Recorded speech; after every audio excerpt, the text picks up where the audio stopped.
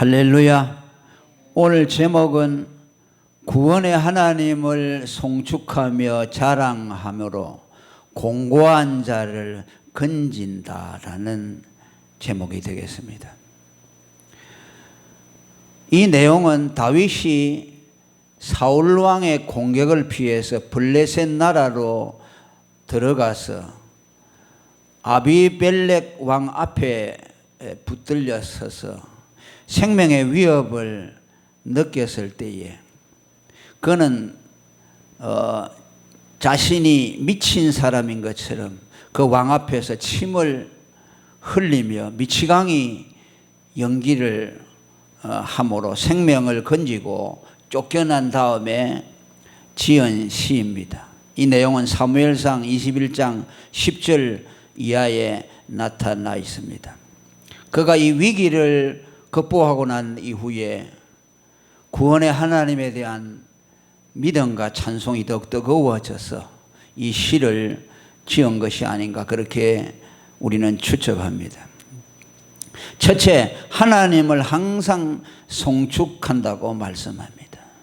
내가 여호와를 항상 송축하며 1절에 그렇게 말씀합니다. 여기서 여호와를 송축한다는 말은 정확한 의미는 축복한다, 하나님을 축복한다는 뜻입니다. 영어로 bless라고 되어 있어요. 이 축복이라는 단어는 하나님이 우리를 향해서 하시는 행위이지요. 그런데 성경에는 종종 우리가 하나님을 향해서 송축한다, 축복한다는 말씀들이 들어 나옵니다. 오늘 이 말씀을 문자 그대로 풀이하면은 내가 여호와를 항상 축복합니다라는 뜻입니다. 더 좀 설명을 첨가해서 붙인다면 하나님의 복됨을 송축합니다라는 뜻입니다. 우리가 하나님으로부터 복을 받아야 되는 위치에 있는데 감히 우리가 하나님을 향해서 복을 빌고 축복한다는 것은 어울리지 않는 것 같습니다만은, 그러나 우리는 하나님을 축복하는 것을 통해서 하나님께 영광을 돌릴 수가 있습니다. 왜냐하면 이 세상에 복되신 분은 하나님 한 분뿐이기 때문에, 참으로 하나님만이 복되시다라고 우리가 찬송할 때에 하나님이 기뻐하신다는 말씀이죠. 디모데전서 6장 15절에 보면 하나님은 복되시고 홀로 한 분이시라고 말합니다.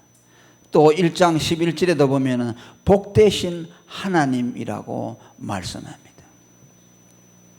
하나님은 복되신 분이기 때문에 유일한 복이 되시기에, 그에게서 모든 복이 흘러나오기에 우리는 마땅히 그분의 복됨을 찬송해야 한다는 말씀입니다.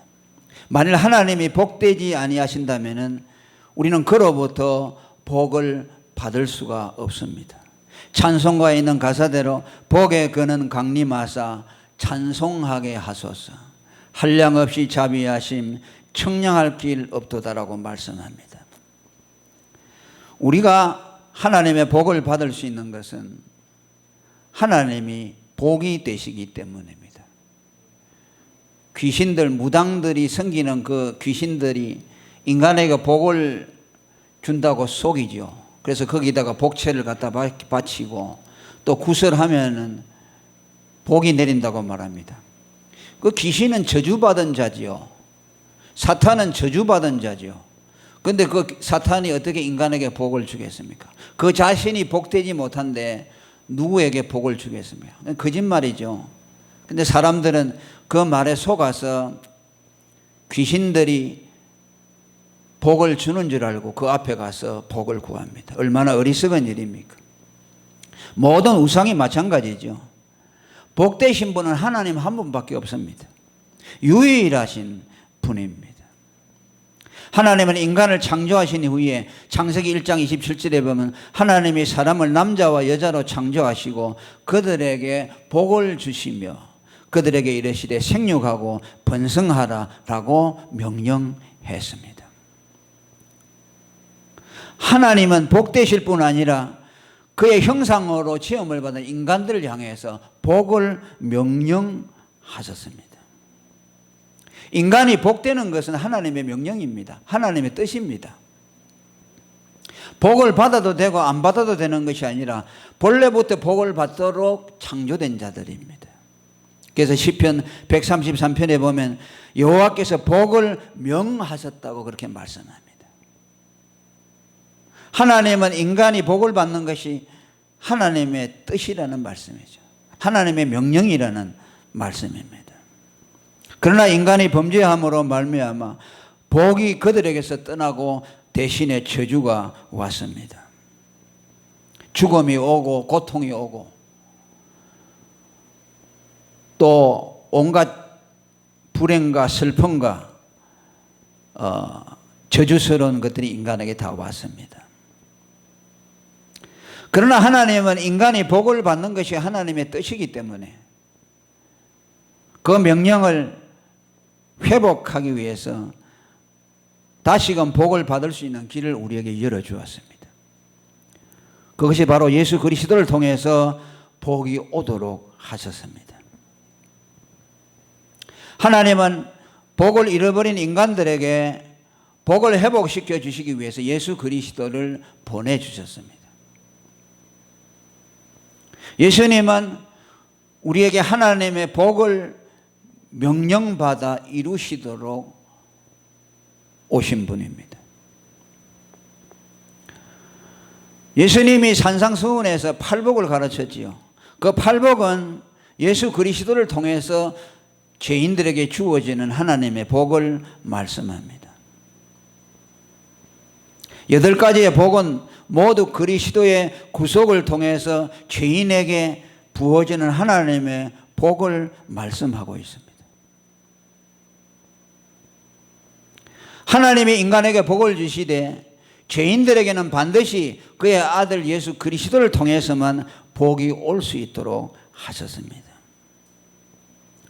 그래서 찬송가 46장에도 찬양하라 복되신 구세주 예수라고 말합니다.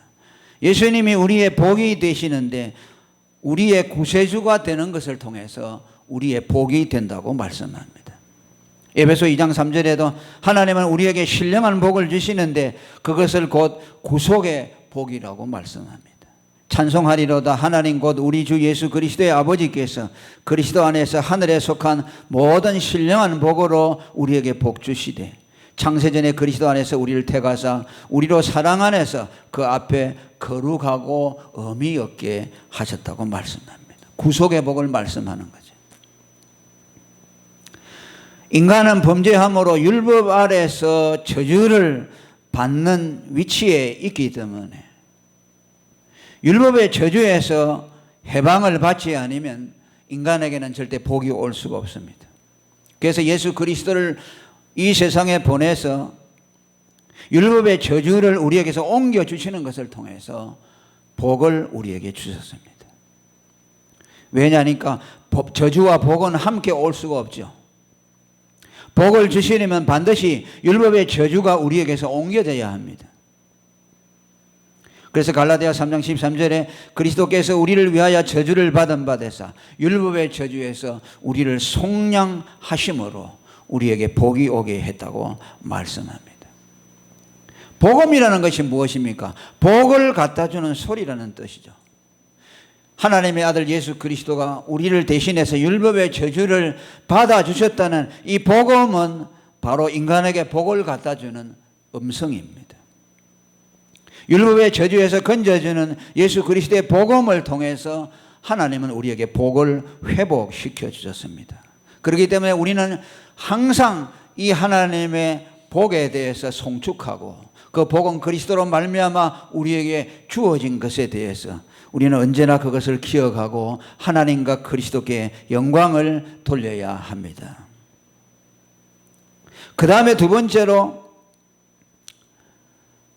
하나님을 내 입으로 계속 찬송한다고 말합니다. 그를 송축함이 내 입에 계속하리로다 라고 말했는데, 여기에는 송축함이 프레이즈라고 되어 있습니다. 찬송한다는 뜻입니다.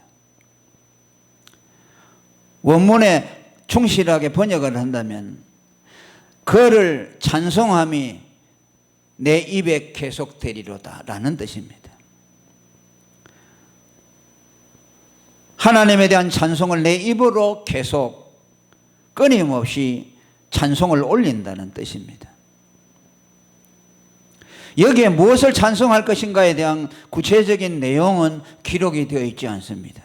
그러나 추측컨대 우리는 구원에 대한 찬송이라는 것을 어렵지 않게 생각할 수가 있습니다. 왜냐니까 하나님의 백성들이 하나님을 향해서 올리는 찬송의 주제는 명확합니다. 유일합니다. 그것은 그 백성에 대한 구원에 대한 것입니다. 그래서 우리는 성경에서 하나님을 찬송한다는 말이 나올 때 그 주제가 분명하게 기록되어 있지 않더라도 우리는 그것이 구원이라는 것을 알아야 합니다. 시편 98편에 보면 1절에서 마지막 절까지 계속해서 우리가 찬송해야 될 주제에 대해서 말씀합니다. 새 노래로 여호와께 찬송하라. 대저 기이한 일을 행하사 그 오른손과 거룩한 팔로 자기를 위하여 구원을 베푸셨도다. 여호와께서 그 구원을 알게 하시며 그 의를 열방의 목전에 명백히 나타내셨도다. 땅의 모든 끝이 우리 하나님의 구원을 보았도다. 온 땅이여 여호와께 즐거이 소리할지어다. 소리를 바라며 즐거이 노래하며 찬송할지어다. 우리를 구원하신 하나님의 그 구원, 열방이 땅의 끝이 하나님의 구원을 경험하게 되고 그로 인해서 온 땅이 하나님을 향하여 찬송할 것을 예언한 것입니다.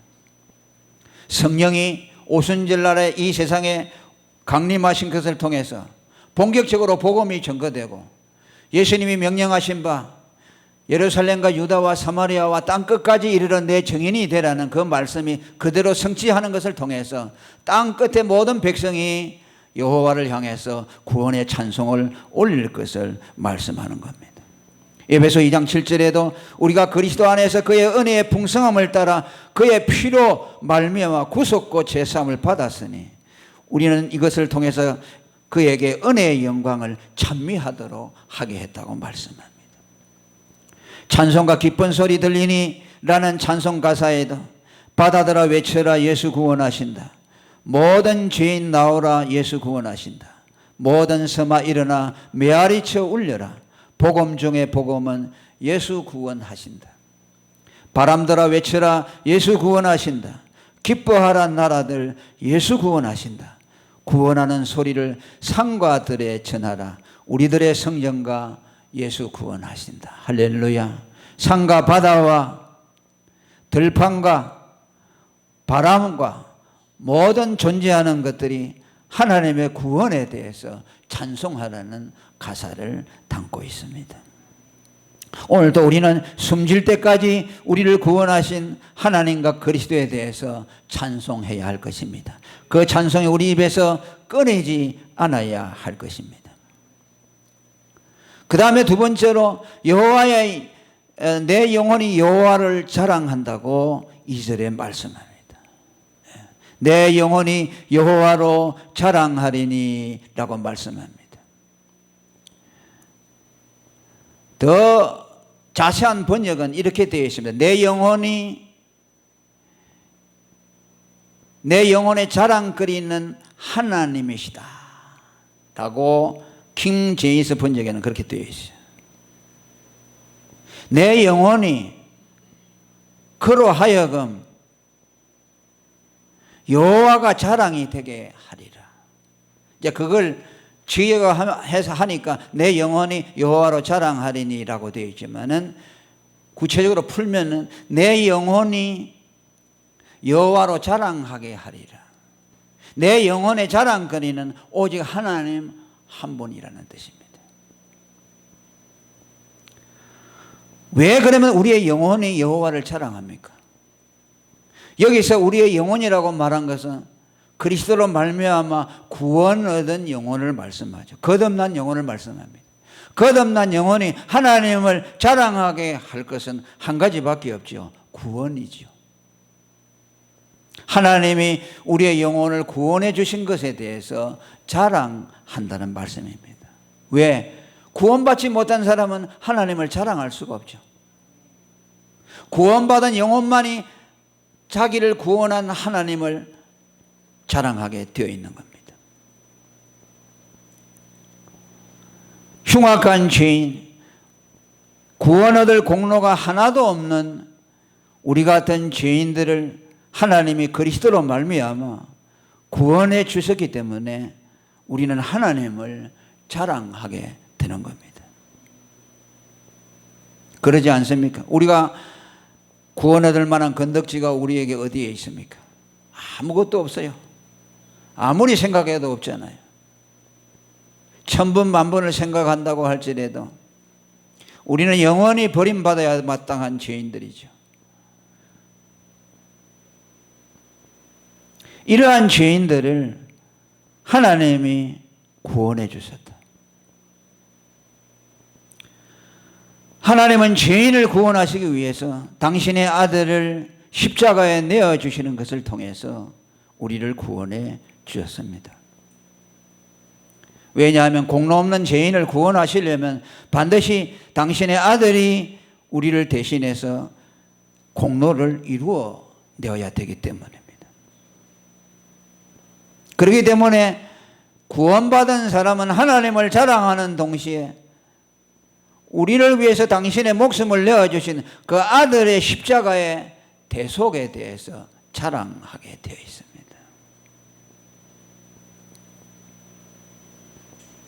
하나님을 자랑하게 되고 그의 아들을 우리의 공로로 내어주신 당신의 아들을 자랑하게 되는 겁니다.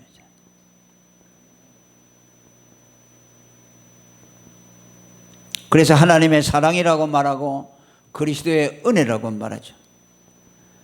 하나님은 우리를 사랑해서 당신의 아들을 내어주셨고 그 아들 그리스도는 기꺼이 자기의 생명을 아버지의 말씀에 순종해서 우리를 내어주시는 은혜를 우리에게 베풀어 주었습니다.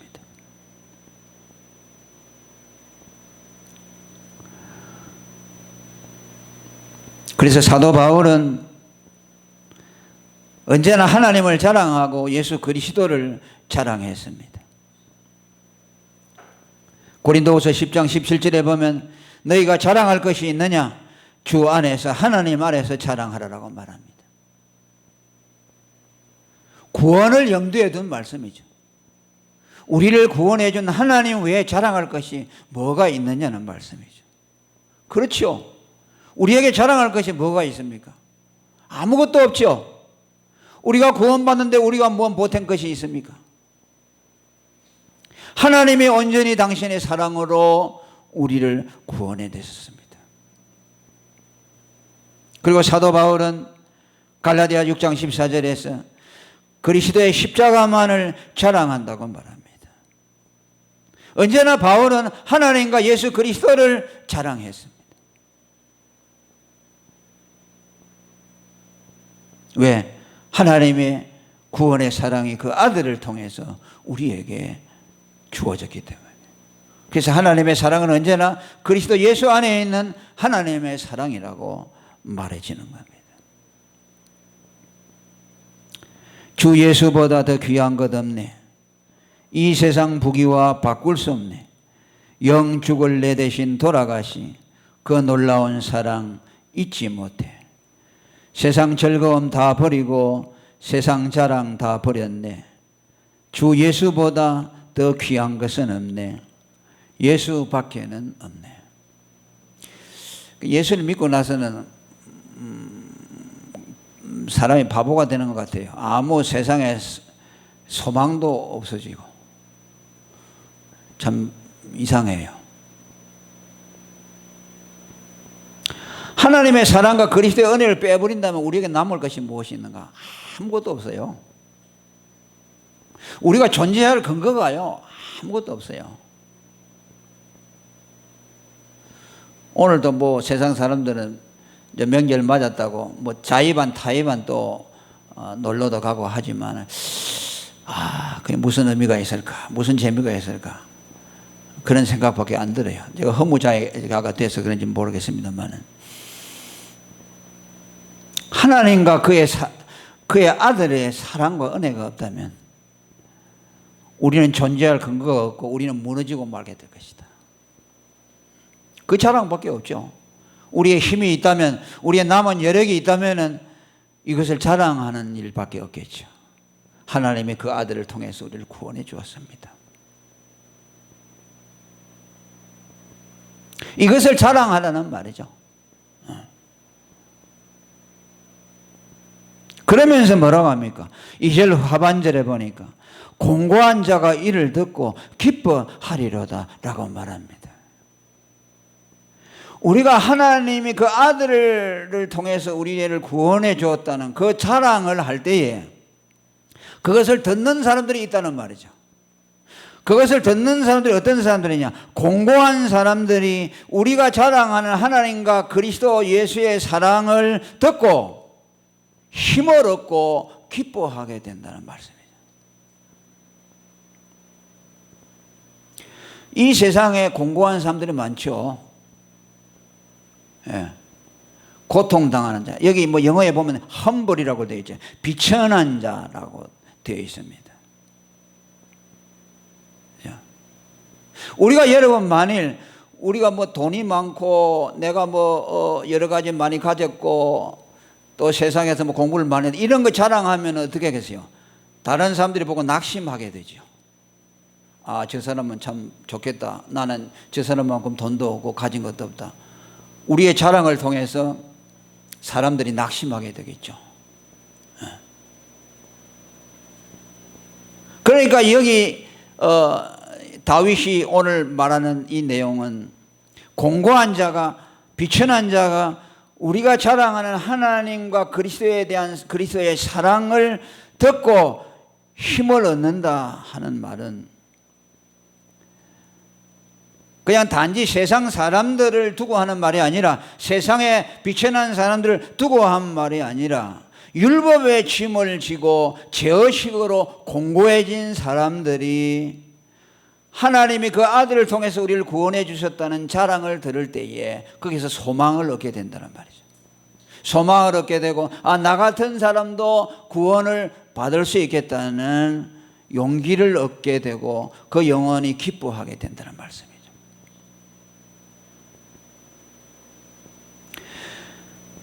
예수님 당시에 바리새인과 서기관들은 끊임없이 사람들에게 율법의 짐을 지었죠. 너희가 구원받기를 원하냐, 어렵게 되기를 원하느냐, 율법을 지켜야 한다. 너희가 어렵게 살아야 된다. 그러면서 자기들은 율법 하나도 손 하나 까딱 않고 율법을 자기들은 지키지 않으면서 사람들에게 무거운 짐을 지었죠. 그러니까 그 사람들의 가르치는 소리를 들으면 전부 사람들은 눌리게 되어 있죠. 아이고 나는 틀렸구나. 어떻게 율법을 다 지킬 수 있어? 바리새인 서기관들은 자기들이 밥 먹고 하는 일이 뭡니까? 율법만 가지고 연구하는 사람들이요. 생업도 가지고 있지 않아요. 그러니까 자기들은 율법을 좀 어느 정도 지킬 수 있겠죠. 그러니까 저 선생님들 랍비들은 지킬 수 있겠구나. 보니까 지킨다. 우리는 안 되겠구나. 내 힘으로 도무지 안 되구나. 그들의 가르침을 들으면 낙심하죠. 그러니까 예수님이 마태복음 11장 28절에 뭐라 합니까? 수고하고 무거운 짐진 자들아 다 내게로 오라. 내가 너희를 쉬게 하리라. 무슨 말입니까? 율법에 짐을 지고 있는 짓눌러 있는 사람들을 향해서 하는 말이에요. 바리새인 서기관들이 율법으로 짐을 지었지만 나는 너희에게서 그 어깨에 눌려 있는 짐을 벗겨주겠다는 뜻이에요. 할렐루야. 예수 그리스도 당신의 의를 가지고서 우리에게 입혀주는 것을 통해서 율법에서 해방시켜 주겠다는 거죠. 복음 중에 복음이죠. 그런 사람이 없었잖아요. 전부 율법의 짐을 갖다가 얻는 일만 시켰지만 예수라는 분은 와가지고 율법의 짐을 벗겨주겠다고 한 것이죠. 그러니까 뭐야? 예수가 내가 너희들의 짐을 벗겨줄 것이다. 나는 하나님이 너희들을 위해서 보내신 율법의 의다.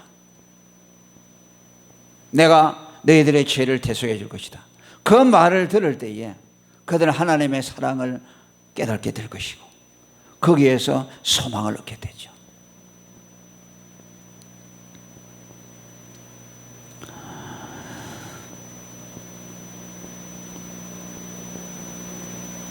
오늘 이것이 복음 아니겠습니까? 오늘 이것 때문에 우리가 소망이 있는 거 아닙니까?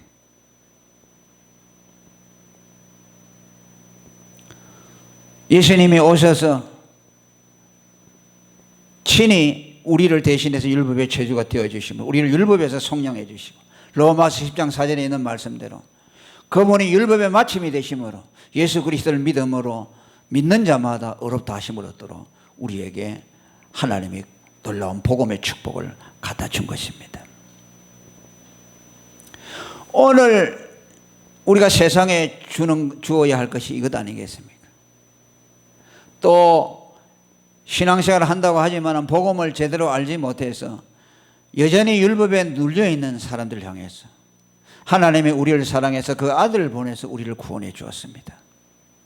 하나님과 예수 그리스도의 사랑과 은혜를 받으십시오 라고 말하고 하나님이 우리를 위해서 해주신 그 사랑과 은혜를 자랑하게 될 때에 사람들은 그 자랑을 통해서 소망을 얻게 될 것입니다.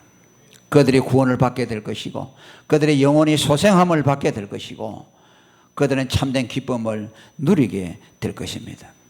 복음 전도라는 것이 그런 것 아니겠습니까? 전도가 무엇입니까? 자랑하는 것이죠. 하나님이 세상을 이처럼 사랑하사 우리를 위해서 독생자를 주었습니다. 그분을 믿기만 하면 구원을 얻습니다. 자랑하는 거죠. 전도라고 하면 거창해 보이고 부담스럽지만 이제 여러분 오늘 이 말씀을 듣고 전도하는 것이 아니라 나는 자랑한다 생각하세요. 그 아들을 보내주신 하나님의 사랑. 그래서 그분께 영광을 돌리고 또 이 복음을 듣는 자들이 영혼이 살아나고 기쁨을 가질 수 있는 복된 그런 증거자들이 되기를 축원합니다. 통성으로 기도하겠습니다.